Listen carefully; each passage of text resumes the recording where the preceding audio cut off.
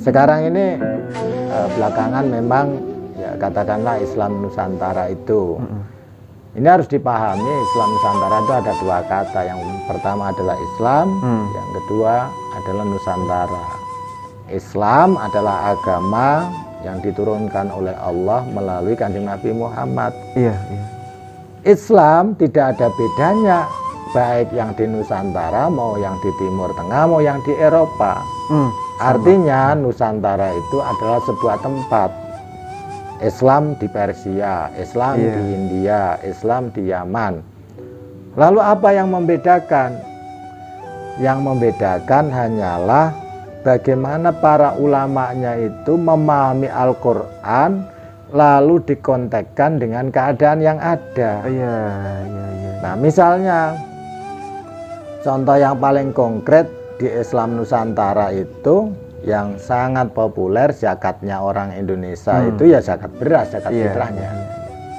Di negara lain ya nggak beras karena bukan makanan pokok. Betul, betul. Nah, yang tahu itu ya para ulamanya. Jadi para ulamanya, kiainya, oh kalau makanan pokok, karena disuruh makanan pokok, oke, kalau begitu beras zakatnya. Iya. Mungkin di tempat lain harusnya ya gandum, tidak boleh beras karena warga negara tersebut makanan pokoknya adalah gandum. Nah, bisa jadi kalau Indonesia ini masih seperti dulu, mungkin zakat fitrah ada yang sagu dan ada yang jagung.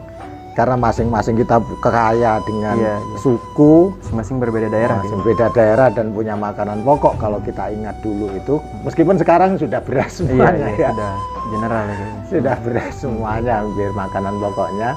Dulu ada yang sagu, dulu ada yang jagung. Artinya jagung mungkin menjadi lebih utama di komunitas kelompok tertentu karena makanan pokoknya itu.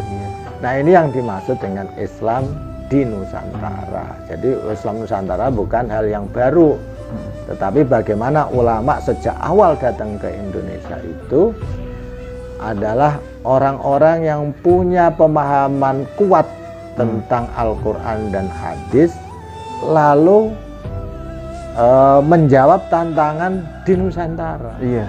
Nah, makanya bahkan Imam Syafi'i juga punya qaul qadim dan qaul jadid. Punya statement fatwa masa yang dulu dan masa yang baru. Artinya kemungkinan satu hal itu ada dua jawaban. Nah, disinilah Islam Nusantara itu bukan Islam yang baru. Artinya Islam Nusantara itu karena hampir semuanya penganut mazhab Syafi'i, ya bisa dikategorikan mayoritasnya ya Ahlussunnah wal